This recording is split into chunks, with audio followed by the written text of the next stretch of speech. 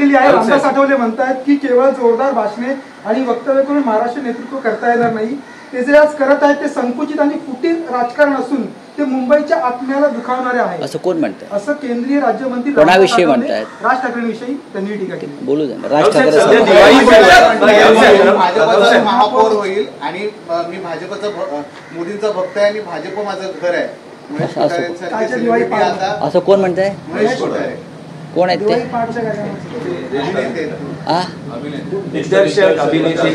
मराठी अभिनेते. अच्छा, ते भाजपच्या महापौर म्हणतात. नक्की मराठी आहेत ना ते? नक्की मराठी आहेत ना ते? म्हणजे मला शंका वाटते. ते कोणत्याही पक्षाचे असू द्यात, प्रत्येकाला मताचा अधिकार आहे. पण आपण एक कलाकार आहात आणि तुमचं सिनेमे फक्त भाजपच्या लोकांनी बघितलेले नाही आहेत. हा, तात्या विंचू चावेल तुम्हाला असं बोलला तर. तात्या विंचू असं मराठी माणूस होता, रात्री चावा गेली येऊन गळा गावेल.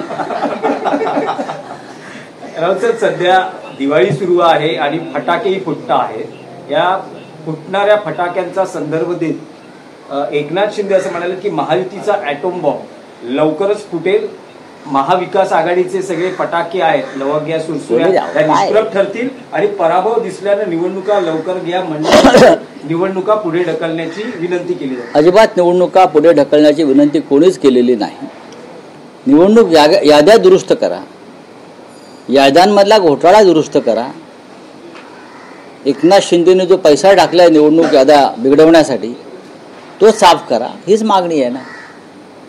आणि ती योग्य मागणी आहे. त्यांनी भाऊबंदकी नाटक परत एकदा पाहायला पाहिजे. ते निकाल नाटकाचा उल्लेख केला ना, भाऊबंदकी, ते स्क्रिप्ट त्यांनी वाचलं पाहिजे. मग त्यांना कळेल की भाऊबंदकी म्हणजे काय असतं आणि मनोमिलन म्हणजे काय असतं. पेशव्यांनी जी तलवार गाजवली, बाजीराव पेशव्यांनी, ती मतदार याद्यांमध्ये घोटाळे करून त्यांनी राज्य आणलं नाही. त्यांनी शौर्यानं मर्दानगीनं राज्य आणलं. बाजीराव पेशव्यानं अटकेपार झेंडे लावले, ते दिल्लीचे तळवे चाटून नाही लावले. बाजीराव पेशवे हा दिल्लीचा गुलाम नव्हता. बाजीराव पेशव्यांनी अफगाणिस्तान, कंधार अटकेपार झेंडे लावले, ते तलवारीच्या आणि स्वाभिमानाच्या ताकदीवर लावले.